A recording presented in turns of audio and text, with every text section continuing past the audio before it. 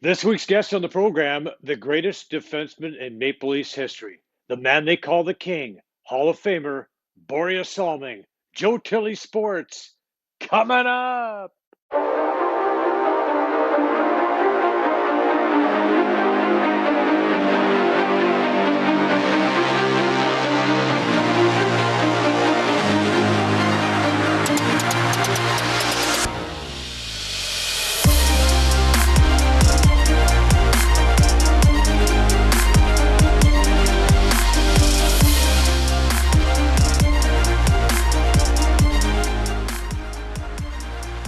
Our special guest today hails from Kiruna, Sweden.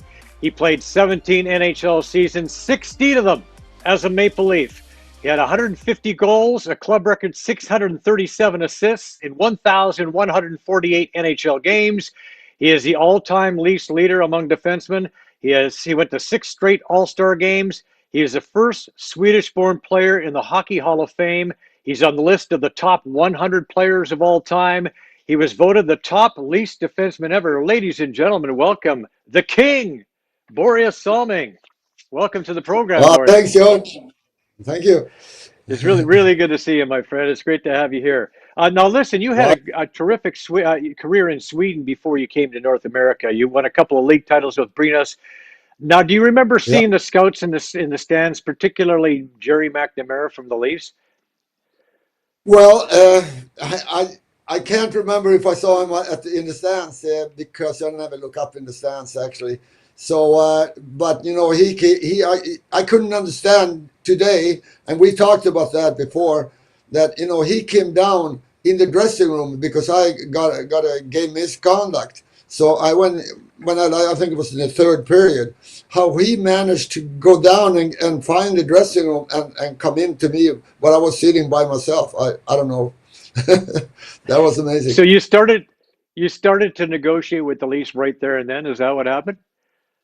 That's right. Yeah. Because I didn't speak much English at the time, so but I did understand what he said because he came in and he said, "Hi, I'm Jerry McNamara, and here's my card." And I sort of looked at it. I saw the Maple Leafs, and I've seen that before. I knew that. Right. But then he said, "Listen, do you want to? I want you to come and play hockey in Canada, Toronto." And I said, "Yes." And I think that probably was one of the 10 words I knew in English. So I knew what he was saying. So, and I said yes. And he said, "Okay, I'll be in touch." That's what I remember. That I'll be in touch. And that was our first conversation. So now you had some experience with Canadian hockey because you played against the Team Canada 72 Stars when they had an exhibition game in Europe before, or I think maybe before or between the series, but I think before the series with the Russians. So what would tell us about that experience? Yeah. Well, that was a nice experience. You know, I have never played against Canadians, and we knew about that team, and we knew about the games they played against the Russian, and they were on the way to Moscow, I think they played. So, and they stopped for an exhibition game with us, 2 of them, and but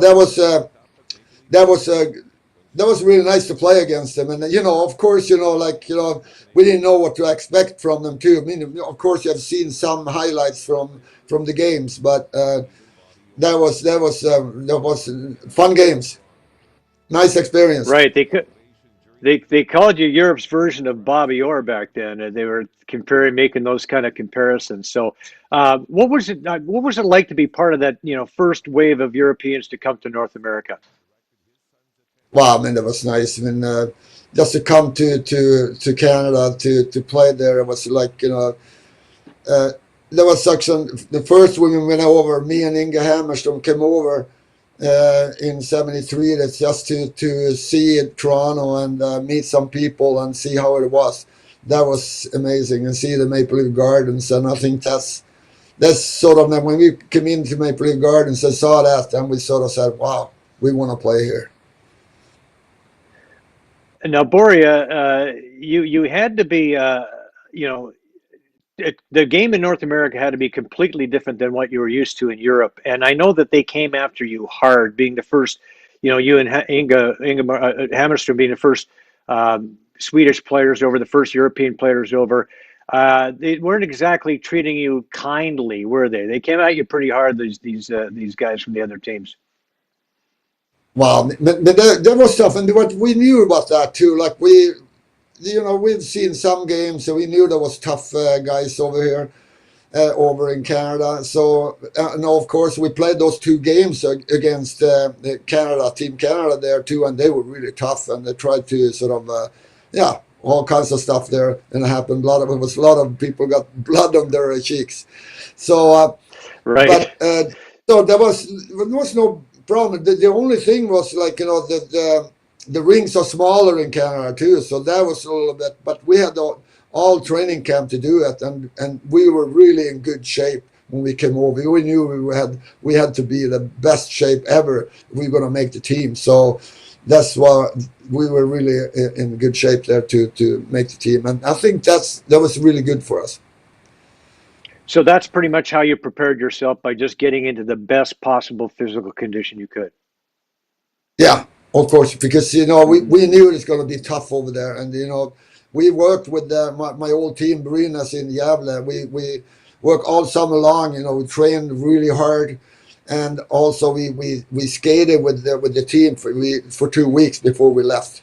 So we were in really good condition there. You come And I from remember, Sweden. yeah, Oh, sorry. Yeah. yeah. Go ahead. Yeah, Go ahead. no, but No, I finish your thought. remember when we came over, when I came over, and me and Inga, they told us, we came, I think, a couple of weeks before the training camp, and they told us, listen, if you want to come down and skate, come down and skate, okay. So we said, okay, we come down. We took the equipment down in one of the dressing room there, and we put on the equipment. And then we walked out. Then we looked up in the stands. Then we saw Jimmy, Harold, and I think there was 10 of them. The whole management was standing up there because the only one who had seen me actually was probably Jerry McNamara play hockey. So they Right. really wanted to see how we were doing and if we could skate. So we said, I told Ingrid, they said, listen, now let's skate, and they really showed them. And of course, we skated around and were shooting the puck and everything, and that was, I think that was the thing we want to show them. And Jerry told me afterwards, and he said they were so impressed by our skating and shooting and everything. So I guess, and he said, because some of the management said, what the hell, what are we going to do with two Swedes here? They're not going to make it. But when we skated there, they look up to Jerry and said, "Holy mackerel!" Like the yeah. Jerry said, "Yeah, what did I tell you?" So he was, I knew it all that was along. nice for him. Yeah, Well, you know what? I guess at the time, the Leafs were taking what they thought. I suppose that they thought was a bit of a gamble. Like other NHL teams weren't going to Europe like the Leafs did, and so they were taking a gamble. Was there pressure on you? Did you feel some pressure to make sure that you didn't let yourself down, your country down, all of Europe down, for that matter? not really. No, we just came over. I just want to come over and play hockey because I love to play hockey, and that's what I did. Like in the training camp, I just played, and I never really looked forward to see now I'm gonna sort of do that and that. It was from day to day I play hockey. So that was me. I never had a sort of a dreams or something like that to be there or here. No, just day to day play hockey and have fun. Well, it didn't take you long to find your groove, and to assimilate yourself to the North American lifestyle and the North American game. Now we had Dave Hutchison and Pat Boutet on the show a couple of weeks ago, and this is what Yeah. Dave, your old defense partner, had to say about you. Play that clip, Vic. He was one of the best players that I ever saw play. And we got to appreciate it in practice. Pat, you and I could tell the same story. He would take the puck and he would take it away, and nobody could get it off him. Yeah, he just skates around the whole ice, and we're all the other 20 players are trying to get it, and he wouldn't let anybody have it. And that's how good he was. But he played through some times where, they considered him a chicken Swede. And, there was a lot of guys taking runs at him. Patty can probably tell the story better, but I guess, one of his first games was in Philadelphia, and the Broad Street Bullies came after him, and there was a fight, and he grabbed Dave Schultz and just picked him up and threw him and slammed him down. Like he was a guy of immense strength for his size. He was in unbelievable condition. Like I remember one night coming back from a road trip, and we went back to his house. Patty, I don't know if you were with us or not, and we went back to Borje's house, and we were having a couple of beers. It was probably 2 a.m. in the morning, and there was 4 of us in Borje, and he arm wrestled all 4 of us, knocked us all down in a second, and then repeated it again and knocked us all. So 8 arm wrestles like that, and that's how fast he was knocking us down. He was unbelievable strength for his size. Do you remember that situation, Borje? Do you remember that? Oh, yeah. Oh, yeah. We did a lot of things like that. When we came back from really long road trips, and then they said, "Well, let's go home," and because we were driving with each other. Whoever had the car, then we stopped at my house and did that, and that was nice. My teammates were the best ever, and like Hutch said there, I don't know if 20 guys on me, they probably took the puck off me.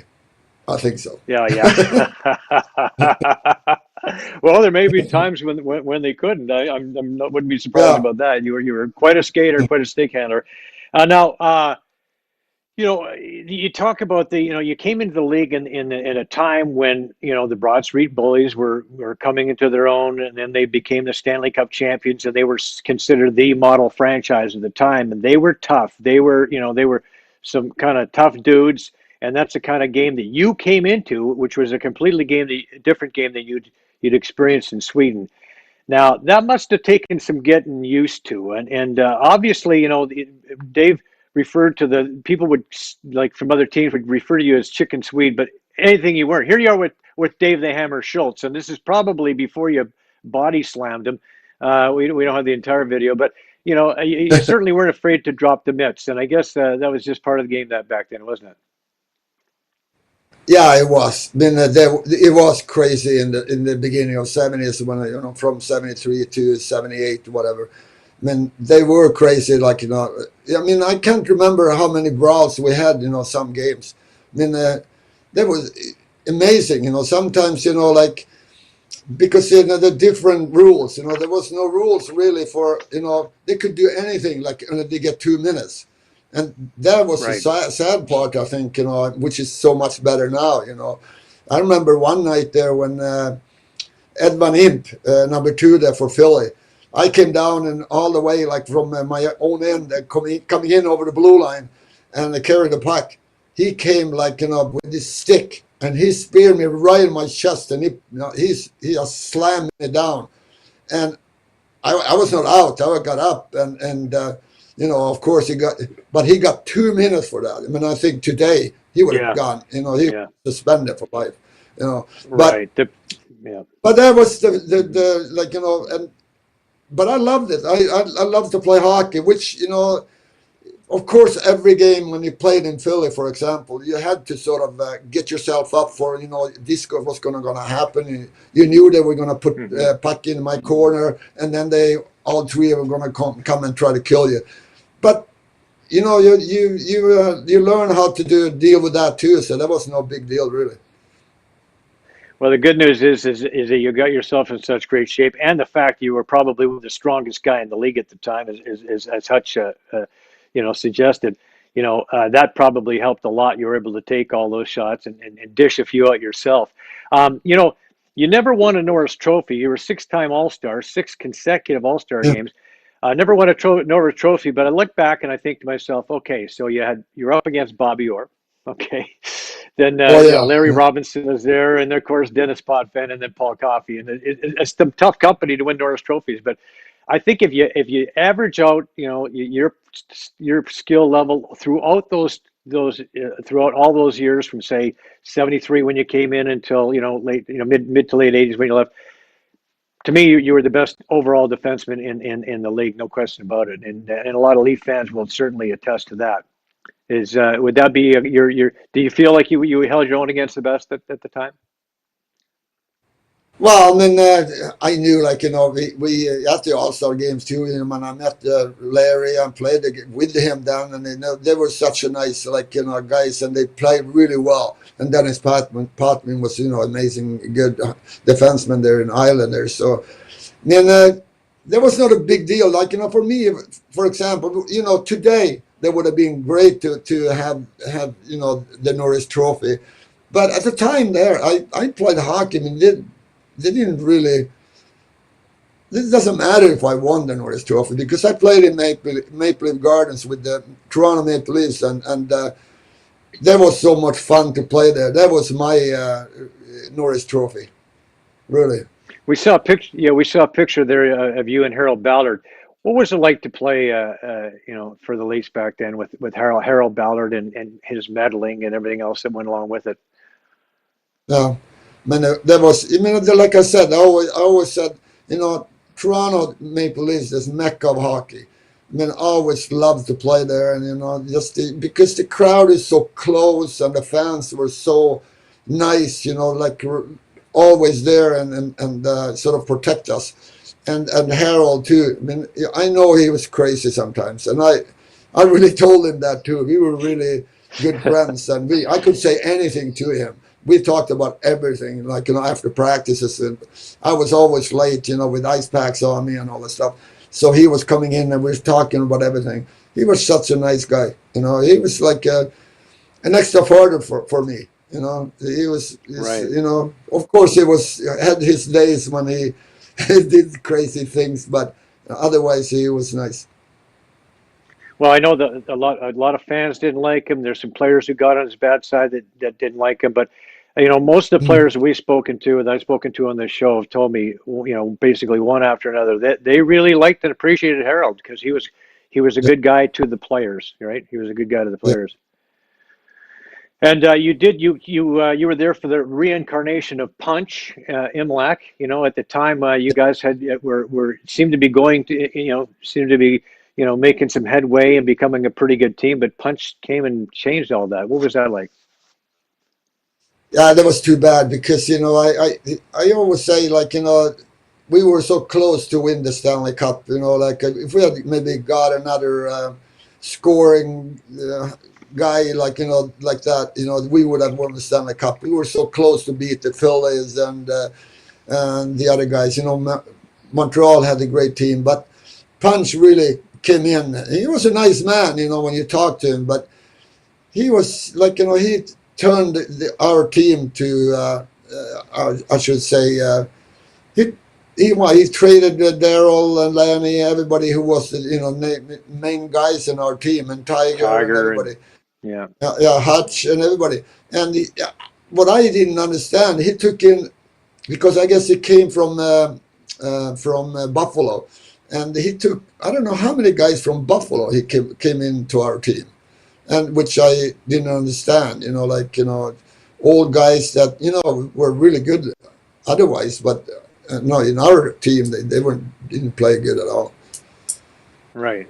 They had their days in Buffalo, but they were good. They were kind of maybe a little bit over the hill by the time they got to you. Although maybe Punch was looking Yeah. back to his team from 1967 that won the Stanley Cup and all the old guys he had on that team, and maybe he's trying to reincarnate what he did there. But it clearly it didn't work. And how was it Yeah. like? What was it like to say goodbye to all your friends that were leaving and the turnover? And what was that like? Was it hard to come to the rink some days? Not really. I mean, I like I said before, I love the Gardens and the Maple Leafs, and when you get traded, that's part of the game. You can't do nothing about it. But of course, with that team we had, and and with Daryl as a captain and Lanny, and they kept the team so close together, really close, and good friends, and with families and everything. And when he traded those guys, of course, that was the heart of the Leafs, who that we lost, which was too bad because we, like I said, in a couple more years there, we would won the Stanley Cup. I really believe that. What was the best team, least team you played for? Then that was like a 70. You mean the year? Yeah. Yeah. That was probably from 75, 76, 77, 78. We had such a good team, really. Mm-hmm. You guys were close for But sure. of course, we had a good team when I came in too. Yeah. When I came in, like 73, we had good guys with David Keon and all of those guys, and Ron Ellis, really nice guys, and everybody, were really, they sort of welcomed me too, like so nice. They were so nice to me and took care of me and teach me to speak English and everything. They were so nice. So who would you say is who was your top mentor? Like who would you say is the person that took you under their wing and taught you the most, helped you out the most when you came here? I'd say right from the beginning was probably David Keon, because I sat beside him in the dressing room, and that was pretty good because he didn't like players who was sitting beside him and who was screaming and yelling in the dressing room. So he told Gunnar, our trainer, and he said, "Put that quiet Swede here. He sits beside me." So that's why I was sitting beside him. But Davey was nice man. When you knew him, he told me so many stories. About the '67 team and everybody. And a great hockey player. There And was of a long course, time where Dave. Oh, sorry. Go ahead. and of course, Lanny and Daryl. They always, we stuck together, and they were so nice to our families and everything. And I forgot one man, and that was Jim McKenney.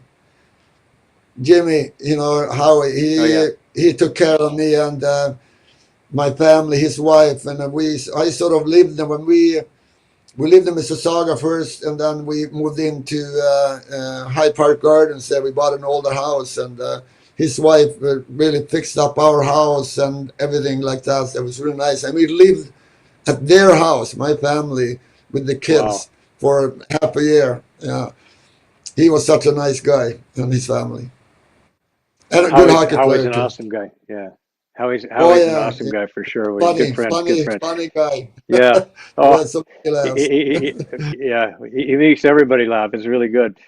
So you Yeah. touched a little bit on Davy Keon and the way he left the Leafs, and he was, the bitter kind of feud that he had going with the Leafs for a long period of time. How happy were you to see that, him brought back into the fold just a couple of years ago, Davy Keon back in Maple Leaf, or back in with their organization, and back, being part of the organization? Was it good for you to see that? Oh yeah. Of course. I mean, I always liked Davey, and a lot of guys had some other feelings about it, but he was such a nice guy. Always treated me like gold. And that was so fun to play with him and play with all the guys.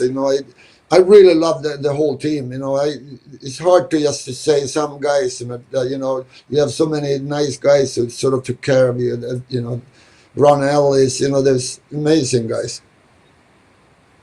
You But it had was quite nice. a, But finish with Davey. It was nice to see him come back, because I didn't know why he left, because when I after the season I went home to Sweden, and all of a sudden he was gone, and I didn't know like the problems he had with the Leafs. So and then also afterwards, because he didn't live in Mhm. Toronto, so I couldn't reach him so much. Right. Yeah, it was. Yeah, there was a bitter taste left in his mouth over how things went. But Yeah. like you, I'm really happy that he's back in the organization, because Oh he yeah. was a key part of that Leafs team for many years. Yeah. So who would you say was the best Leafs coach you played for, or your favorite coach to play for? Well, the nicest coach, that was Red Kelly in my Mm, first 4 years. He was such a nice man, and he was probably maybe too nice sometimes, you know.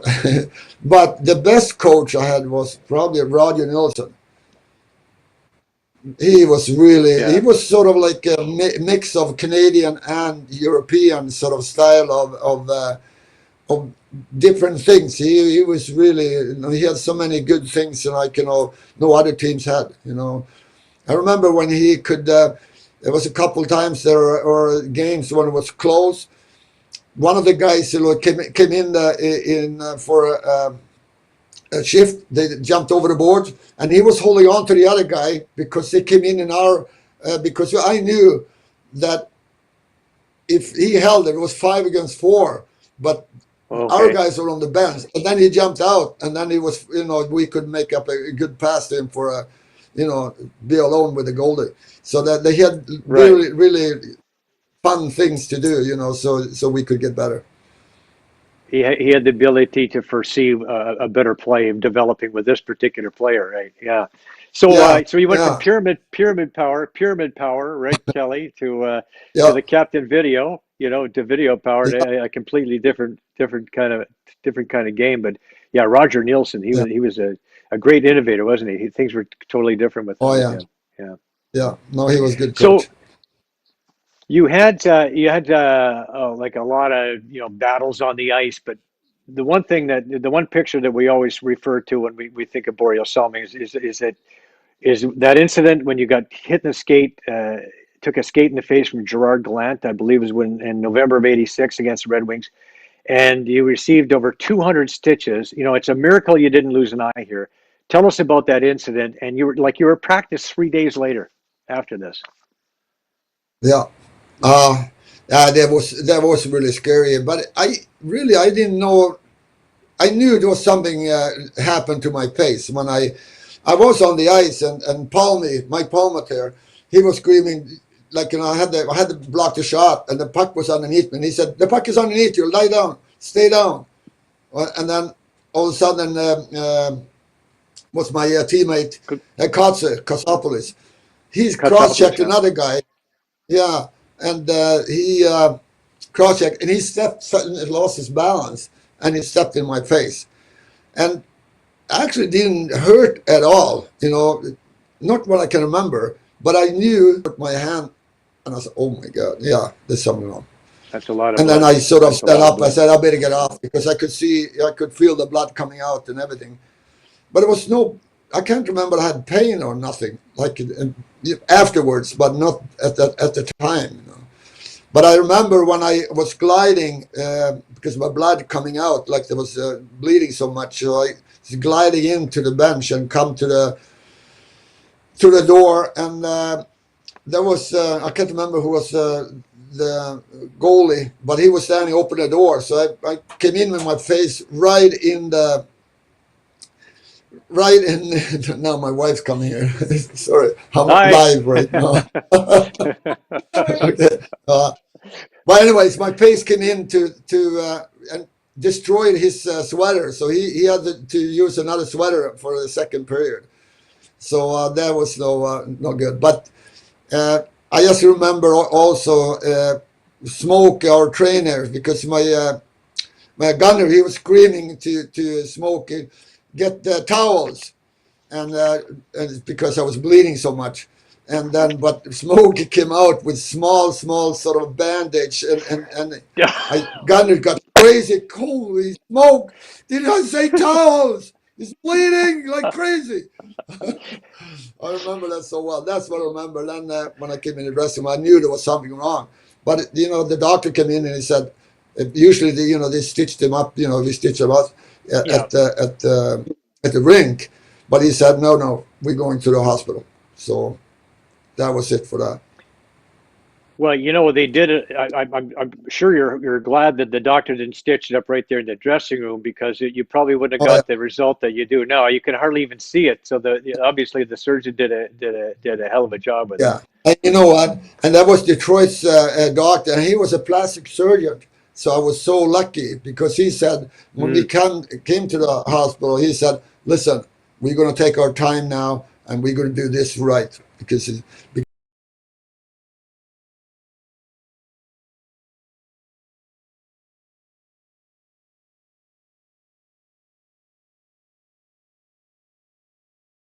because I hadn't seen the cut yet. So, but he did he did so many stitches. That's why I had so many. And you said 200, but it was over stitches because there was so many inside. Because when the skate came in, he sort of shaved off, sort of that was hanging on the other side of my nose. So he had to do so much stitches inside to keep it in place, sort of. So, but I remember when I was lying there. So because I was getting tired of my legs, sort of, and he said, "Jesus, how much time is it left?" He said, "Well," he said, because he said, "Oh, well, you're second base." And I said, "What the hell is he talking about? Second base?" Second base. Well, yeah, baseball. Half time. Halfway Oh my through. God. Yeah. So then he was laughing. And then, of course, I was on morphine, and I didn't feel anything when he was doing that. But that was. But the thing, if I were going to finish that was when there was the only thing they sent me home. They put me in an ambulance and sent me home to the hotel in Detroit. And when I got back, I had a bandage on because I was not supposed to swell up on my face. So he put a bandage on it, and he said, "Don't take it off till in the morning." And I came back around 2 o'clock, and then I went to sleep. And then in the morning, I had to take it off, and I take it off, and of course, I stood in the just beside the mirror and looked into my face. I said, "Holy smoke!" Then I sort of almost started crying there because I didn't look good at all because I had so much blood in my hair, blood all over the place, and so I told myself I got to go in there. So I went in and I had a shower, but afterwards it looked so much better. So I felt better that time. Yeah, you just clean up in the shower, everything's back to normal. And you're at practice 3 days later. I couldn't believe that. Yeah, and that was me. I'm a little crazy like that. That was sort of maybe stupid, but I didn't know. I felt pretty good though. So I wanted to practice, and everybody said, "Are you crazy? You can't do this, man." Yes, but I didn't practice I was just getting around and all. I was shooting the puck. So. Did you feel a little bit like Frankenstein? Did you? Well, I believe me, when the guys went to St. Louis to play another game, and I took the plane back home, but I was sitting at the airport. I was reading the paper like this, and then sort of I took it down, and then people around me, they sort of, "Oh my God!" They could see my face, and I was like, "Oh my God!" I put my paper up again. I said, "Yeah." Don't want to scare anybody. Yeah, I'm probably scaring some kids there. Yeah, it's okay. So your career comes to an end after an eventful career, that's for sure. What was it like, to have your number 21 raised to the rafters at the Air Canada Centre? Wow, that was nice. I mean, that was so that was one of the things I almost was crying, and that was Hockey Hall of Fame was one thing when they called me in Sweden. I came back, I was crying on the phone because I knew there was so much, I knew that was so important in Canada. So, but now to have my number up in the rafters there, that was amazing, and also have my family here and with me, and that was such a nice thing to have, and of course know that my number is. Nobody can use my number. That's my number. So that was Yeah, that was so nice. there's Matt's I'm so looking on. proud It of must that. have been a great moment for him too. Yeah, Yeah, that was a proud moment, right? yeah, and he, how good was he in Toronto? He played so. He was such a nice hockey player and nice guy. Hmm. Now, tell me, do you still follow the Leafs today? Oh yeah, I follow this as much as I can. Sort of a day after, but they're doing pretty good. I'm really impressed. Yeah. That's yeah. So hopefully, I just talked to Mike at Toronto. I told him, listen. He said they're going to make it. They're going to be in the finals. Believe me, that's what he believed. because they're really doing well now. Okay, you know what? I'm gonna be there. You know, if they're gonna come to Awesome. the final, I'm gonna be there to see the games. Yeah, that'd be so good, man. I mean, it's been a Yeah. long time coming, a long time coming. Okay. So you And obviously I want to approve of be the there, lease? and Oh, yeah, go I ahead. want to Sorry. be there to see it, not just the games, but see the people around because Toronto, I know they will go crazy, completely crazy, and that would be nice to see all the fans. Yeah, you saw what happened when the Raptors won the championship. I think you can multiply that by two or three if the Leafs ever get there Yeah, for that. mhm. Yeah. No kidding. So, so you follow the Leafs? You saw what they did in the off season, bringing in Joe Thornton, who's been around a long time, and Wayne Simmons and T.J. Brody and Zach Bogosian. So they had a little bit of an overhaul there. Do you approve of the moves they made? Oh, I didn't understand the question. Oh, sorry. What did you You say? saw what they did in the off season? Okay, they made some Yeah. additions in the off season, bringing in Joe Thornton and Wayne Simmons, Oh, yeah. and T.J. Brody and Zach Bogosian. Are you happy with those moves? Do you think they helped? Oh, Yeah, I mean, I haven't seen too many games, so I have seen highlights and all that stuff, and so I can't really say too much. But I mean, of course, they must have done something because they're doing really well now, and I think they sort of gave the other guys a really kick in the ass, So that was really good. I mean, we had the talent there. We had that for many years now, but we needed some more guys, to complete the team. And a I little think more, yeah, yeah, they looked good. a little more grit, perhaps. That's what they kind of went after. A little Yeah, more grit, a little more toughness. Yeah, yeah, which because could come in handy. yeah, because you can't just have young guys and really quick. You're gonna have some stable team, to be really. And I think that's what they got now. The way it works this year, so they're in the North Division, and it's going to come down to the winner of each division after the play. They have their own playoff series. So the winner of each division is going to go on to the Final Four, and then they'll have the Stanley Cup final of those, the winners of those two series. So that guarantees that the winner of the North Division will get into the semifinals, into the Final Four, and basically a 50% chance they're into the Cup final. And the way the Leafs are playing right now, and you mentioned it before, you said Mike said that he liked their chances. Uh, have you felt more confident about their chances? Do you feel really confident about their chances now compared to previous years? Yeah, but I've been over there and watch him. I always come over there in February and see some games, and I've seen the talent in the team. I've seen so many guys are really, really so good, but they needed a few more guys to help them out, and that's what they did now. And I really believe that they can do it. And I can see Matthews too. He's been really doing well today, and that's what he needs some help. He needs some backup. So that's what he has now, and with Matt, Nylander yeah. and Mark. Right, right. Yeah, they do have a lot of talent. Have you ever seen a Leafs team with more talent than this one? Do you recall seeing a Leafs team with more talent than this one? Not really, no. With that speed and everybody, because they're really good hockey players, and I like that because every time I come over and I've seen them the games every year, like the last 2 years, they're really doing well. I mean, they skated like crazy. That's and if you can do that and the chances coming up and if you don't score, okay, but you get the chances. If you don't get the chances to score goals, and then you're not going to do well.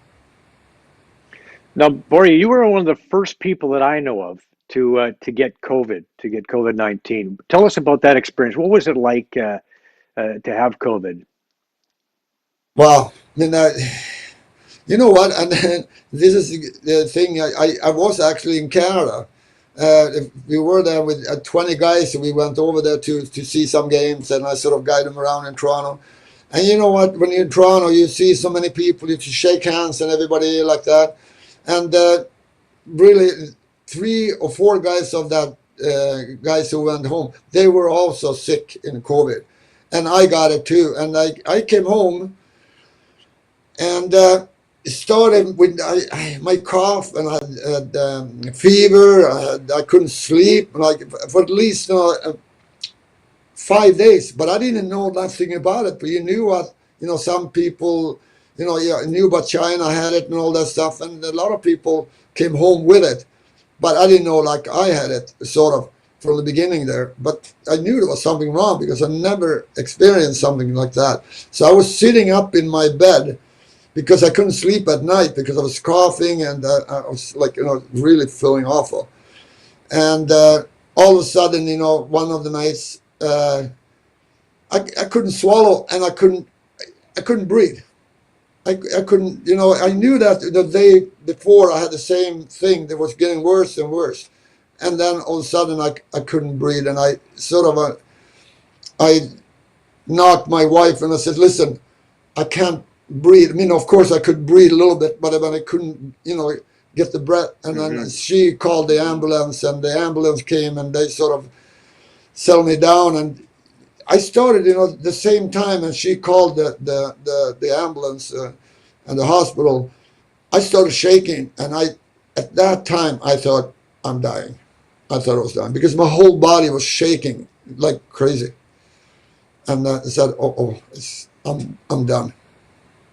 But then the ambulance came, and they helped me out, and I came to the hospital, and then they sort of settled down and got better.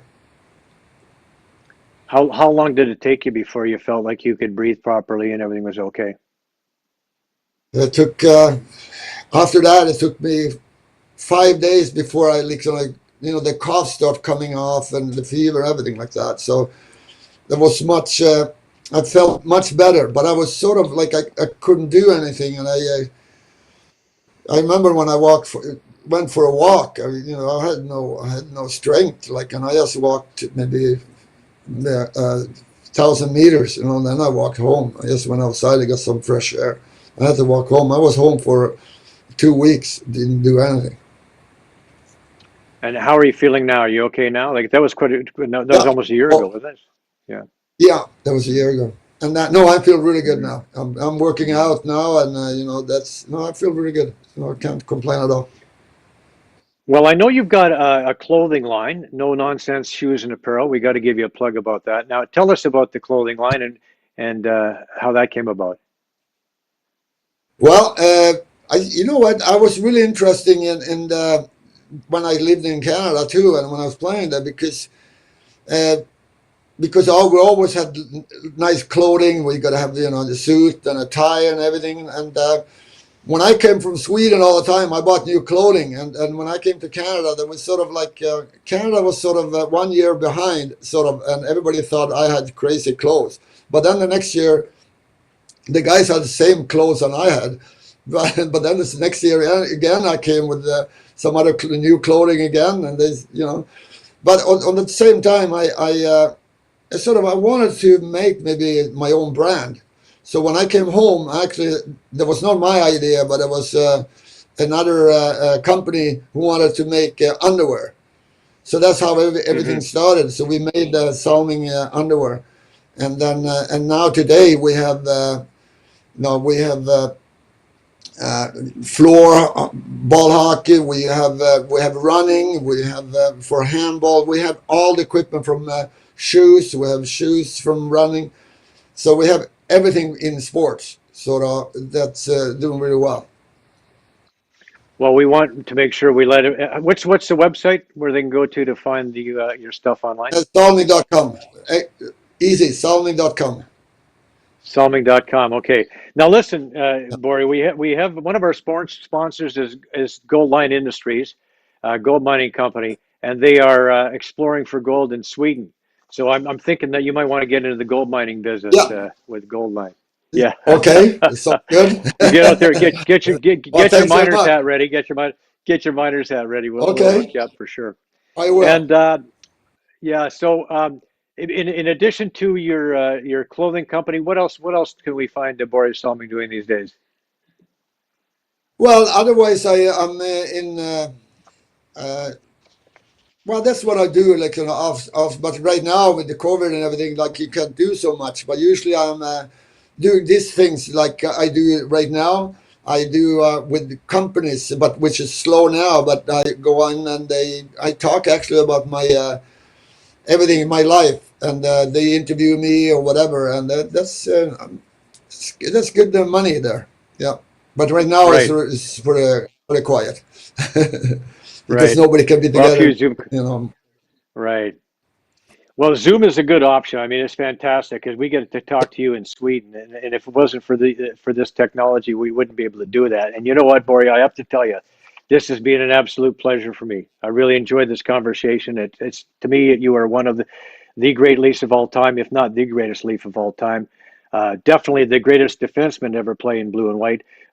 We love your passion. We love your grit.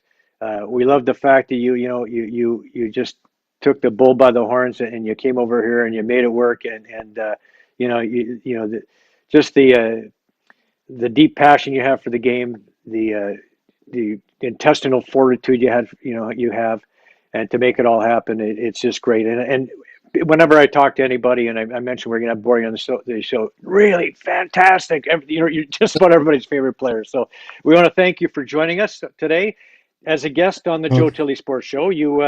We've got a foursome from Club Link for you. So next time you come to town, we're going to get you out in the golf course All right. and let us know when you're in town. So we'll get you out there. And remember, we're all in it together. So thank you for being here, Borje.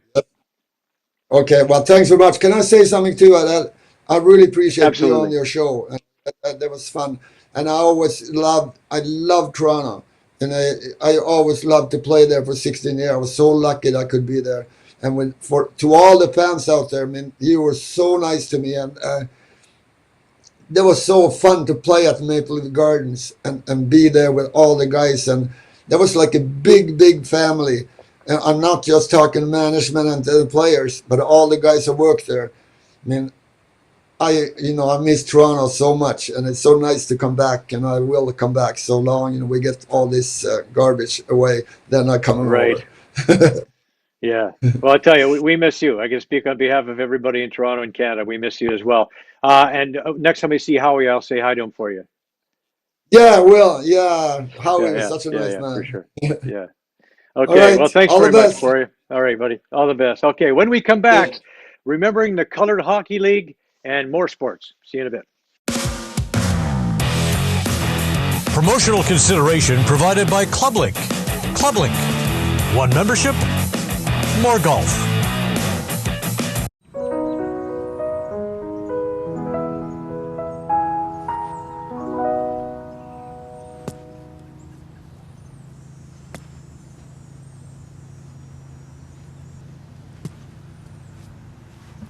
Excuse me. Yeah, let me introduce you to Steve. Having the round of his life, finally gonna pick up some skins, then he gets here, and now this. Try entering and exiting the bunker on the same low side, and then just a couple of swipes with this to clean things up, and everything will be hunky-dory. Addiction Rehab Toronto, Toronto's #1 alcohol and drug treatment center, saving lives, reuniting families. The only treatment center in the province to offer medical detox, treatment, sober living, and lifetime aftercare all in one place. Our unique and specialized programs are designed to equip our clients with the tools to successfully lead a life of dignity, respect, and purpose. Let us help save your life or your loved one's life. Call today for more information or to facilitate an intervention. 1-855-787-2424 or visit addictionrehabtoronto.ca. Joe Tilley Sports is brought to you by COSA, Central Ontario Standardbred Association, providing a united voice for harness horse people racing at Ontario tracks. Check out your benefits today at COSAonline.com and check out COSA TV on Facebook and YouTube for all the latest harness news and live action updates. Live racing year-round. Go to HPIBet.com for all your wagering options. Become a member today and your first bet is free. That's HPIBet.com. Time now for our weekly sports analytics segment. Here's Kwame Bryan. Hi, my name is Kwame. I'm a developer ambassador at Algrand, and it's a great honor to bring the Stats for Today show. Here we can have Borje Salming and Morgan Riley, great defensemen for the Leafs. Borje Salming, my mom's favorite Leaf. As we can say that they're off to a great season this year. Not much needs to be said, but I'll see you in the next show. Bye for now.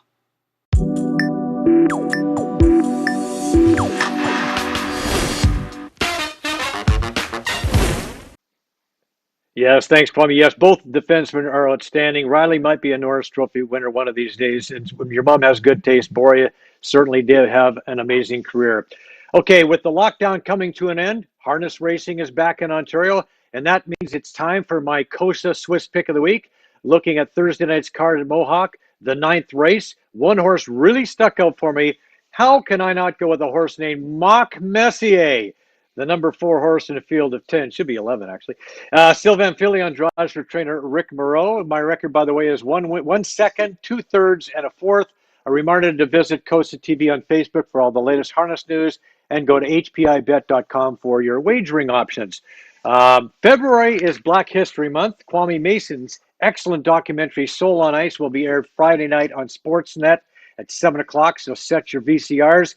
A few months ago, I had a chance to talk with George Fosty about his book Black Ice, the lost story of the Colored Hockey League of the Maritimes. And here's how that interview went. Now, hockey fans in Canada are familiar with the Canadian Hockey League, the CHL. It was started many, many years ago. It encompasses the Western Hockey League, the Ontario Hockey League, Quebec League. It's the Premier League for junior hockey. But about 125 years ago, there was another CHL. That was the Colored Hockey League.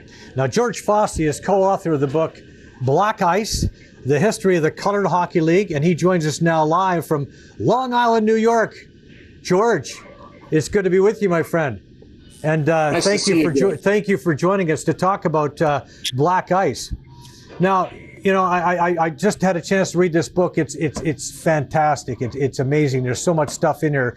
Very, very juicy book and a lot of good stuff. I just want to say, first of all, how did the CHL come about, and what happened to it? The CHL was a hockey league out of Nova Scotia that started as a church league. It was an attempt to bring youth into the churches in the middle of winter. They were looking for an opportunity to get some of the young men to help have them bring their relatives to church because of the harsh winters.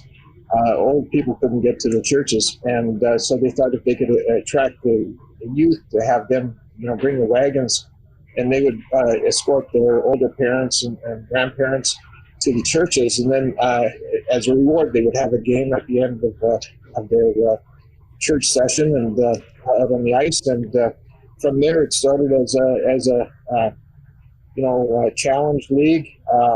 More of next, it became a church type of challenge league. Then it became a challenge league, and then it became more structured over the years. So that by about 1900, it was. It had the markings of a modern league. It wasn't officially a league, but it was as close as we've ever had to what we would consider by today's standards a league. And they were 20 years ahead of the NHL.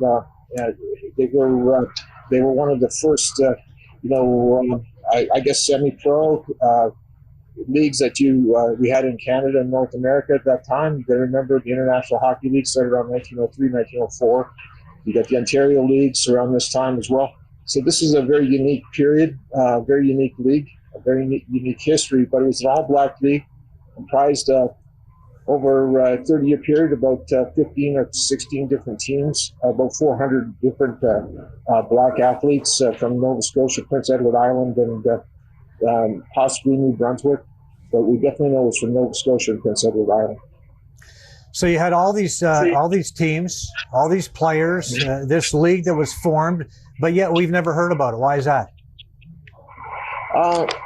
Because there's a lot of Canadian history that we've never promoted until more recently as a culture and as Canadians, and I think it's because part of the reason was. We never saw ourselves as having a history that was worth celebrating until about 1967, our 100th anniversary.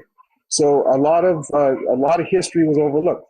And we still have that problem today. Plus, we don't have a lot of Canadian historians that are out there in the field promoting Canadian history compared to our American cousins. But at the same time, after the 1920s, a lot of hockey that preceded the NHL was considered to be amateur or not worthy of celebrating because the NHL became such a monopoly in hockey in the early 20s. And so that early history from pre-1920 back into the 1800s, most of that was ignored, lost, abandoned, and forgotten. And so the NHL, the Colored Hockey League, is one of those victims of that league. Plus, there was no legacy after the Great Depression, and so there was nobody around to tell the story. A lot of these guys moved on; they became railroad porters. They ended up in places like Winnipeg and Minneapolis or down in Boston. So a lot of that history was scattered to the wind. Then on top of that, you had the element of the Great Depression. You had the wars. You had the Halifax explosion that decimated the community of Atherville and lower Halifax. And then you add on top of that the racism. You can see all of these elements. They all had a shift and had a role to play in why we don't know this history. Now, you referred to the CHL as the first Black Pride sports movement. How so? Mm-hmm. Well, they were trying to organize the Black community, lift them up. They were trying to give a revenue stream for these Black athletes. They were also trying to promote their history. The church leaders that were involved in this league, they were out there trying to also build what would have been a Canadian equivalent to the Tuskegee Institute. Booker T. Washington, he had his Tuskegee Institute where he wanted to train Blacks in vocational skills in university and things like that. They wanted a similar program. They got derailed, but eventually by 1921, some of the guys that had formerly been with the Colored Hockey League, they ended up launching the School for Colored Children in Nova Scotia, which was a home for children that were orphans, and they worked with those kids, but up into the 1960s. But they had some big aspirations. They wanted to go out there and really create something that was lasting, and it was and also preserve their heritage, their legacy. Their teams were named after the emancipation. The Black slaves, the Seasides had a double S on their jerseys. It was stood for not only Seaside, but also a double S was a slave stealer symbol that stood for the emancipators that were caught when they were captured by the plantation owners, that they would brand them with the double S on their hands or on their faces. And this was the kind of symbol they wanted to hold on to these legacies. It was by sewing their history into their uniforms. So now these the Eurekas, the Stanley, the basically the slave stealers. So they have those interesting names based on their own history. Now, they had big crowds in these games. There'd be like some of these games that you mentioned, 1,200 people, and these games were being recaps of the game were being published in the local papers, and then all of a sudden that all stopped. Why is that? A couple of reasons. One of them was that they became such a threat to the local community that the local business community, whites that were controlling the white leagues, didn't want them in the arenas. The average hockey league at that time in Halifax, it was a white league, was attracting about 400 people to a game. So you can see why the competition or the white leagues wouldn't appreciate a league that was attracting up to 1,200 people. That was a competitor. Also, you had the railroads wanted to put a line through what was Atherville at the time, and they're trying to run the land through or the railroad through the Black lands, and the Blacks were objecting to it, and so there was an effort to stymie the league because a lot of the players in that league were citizens of Atherville, and some of the families, the most outspoken families in the league, were also the landowners in Atherville. So this was a way to crush them and their livelihoods. They also denied the Blacks access to the farmers markets, so they couldn't sell their produce. They used the immigrants to take away the dock jobs, stevedores that were hauling out the cargoes from the ships. Suddenly, these guys were without work. So it was an effort to basically take the economic traction away from the sport. I looked back at that, and I think that there was definitely an ugly moment in Canadian history. And you think about it, like the blacks, they were innovative. They came up with some, the first slap shot came out of this league, and there's some innovative players and very good players, excellent players. And then we don't hear from any black players. There's no black players in the NHL until Willie O'Ree in the 50s.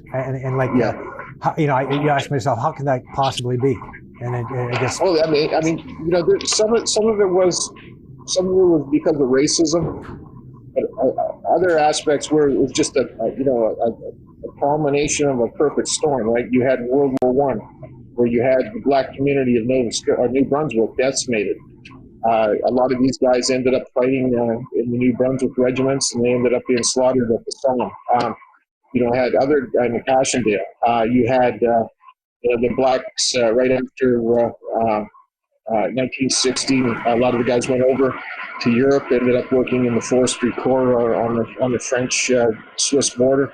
At the same time, you had the Halifax explosion, decimated the community of Halifax. And then when the kids came back from their service, there was no jobs, so they ended up, a lot of these families moved south into the U.S.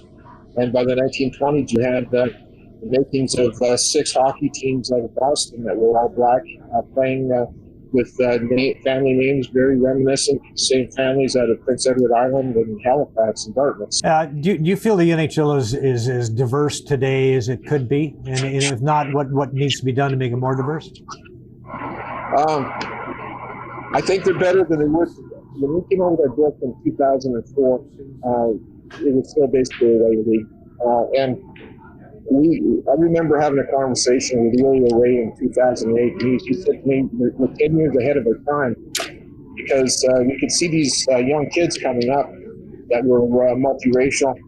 We had Hispanics, we had blacks, we had Native Indians, just a lot of different diverse groups coming up. But they were young. They were in the minor leagues coming up. And we knew that these kids would eventually make it to the NHL. And we said about 10 years from now. Well, now 12 years later, we look at the league, we've got about 20 kids now that are African-Canadian, African-American playing in the league. I think there's still a problem with racism, but where we were, a decade ago, and where we are now, it's like night and day because of the fact that there's been more of an acceptance of the fact that hockey is more diverse. It's always had a diverse history. The fact that we've had books like Breaking the Ice by Cecil Harris, and our book, Black Ice, and we've had a number of other books come out in the last decade that dealt with these lost, forgotten, multi-racial histories, has changed the game forever. There's no going back. It's going to get better. We're at a good spot right now. We're not perfect, but we've come so far in the last decade that we can see that it's been for a positive. We have the greatest game in the world, George. There's no question about that. All right. The book is called Black Ice. George Fossey is co-author. I want to thank you for joining us, George. And, where would the Oilers be without Grant Fuhr? Jerome McGinley set up the golden goal, right? PK Subban, Norris Trophy winner. I mean, we've some great black athletes and great black athletes in hockey, and I hope that continues to grow. Thank you, sir. Well, yeah, we need a few more really good historians out there telling some more stories. That would make it even perfect. Beautiful. Thank you. All right. Thank you to George Fossey. And Soul on Ice, once again, airs Friday night at 7 on Sportsnet. Well, they've had a few disappointments over the past little while, but the Raptors have also had some nice wins. A sweet, big, juicy victory over Giannis and the Bucks. Fred VanVleet, he's been awesome. Pascal Siakam has bounced back from a slow start. OG Anunoby returned from that calf injury, played extremely well. Kyle Lowry, he's dealing with a wonky ankle, but that shouldn't be much of a big deal. The Raptors are looking like a playoff team right now, folks. And our epic contest is underway. A reminder, 12 T-shirts, 3 beautiful collector prints we're giving away. To enter, invite 10 friends to or more to Joe Tilley Sports on Facebook and subscribe to Joe Tilley on YouTube. For a bonus entry, like the Talent Artists Facebook page, and that would be longtime Toronto Sun cartoonist and Sports Illustrator Rob McDougall. He's provided us with some Mitch Marner t-shirts and some prints to give away, all original art. Rob is Canada's premier sports artist who has also done work for the Blue Jays and the Hockey News. We will notify the lucky winners. One t-shirt or print will be handed out each week. Enjoy Rob's work at robmcdonald.com. And we have our first winner. That would be Blair Phillips. Congratulations, Blair.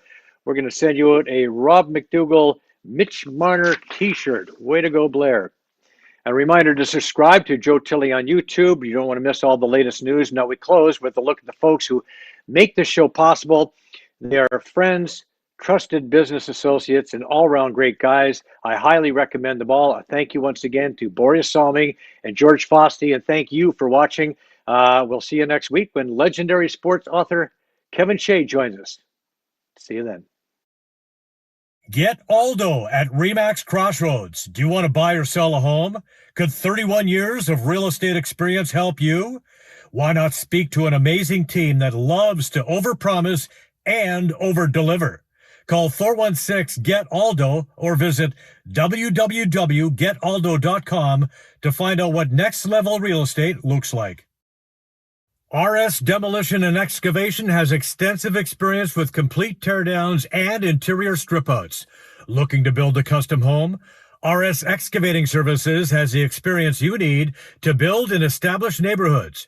For the highest level of quality and cost-efficient results, we provide innovative demolition solutions completed on time and on budget while ensuring our number one priority, safety.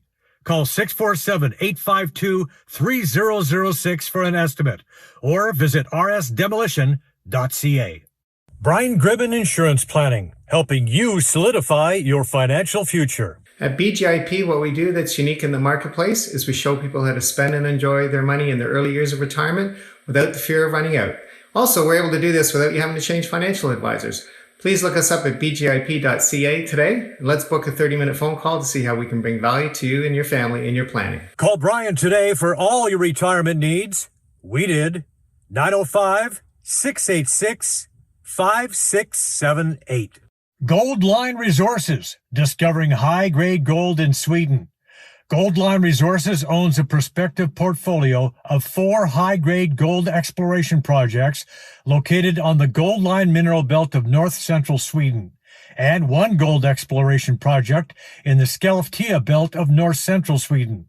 For more information on how you can invest in this new initiative, go to goldlineresources.com or call 1-800-858-9710. Gold Line Resources can also be found on the TSX Ventures Exchange as GLDL.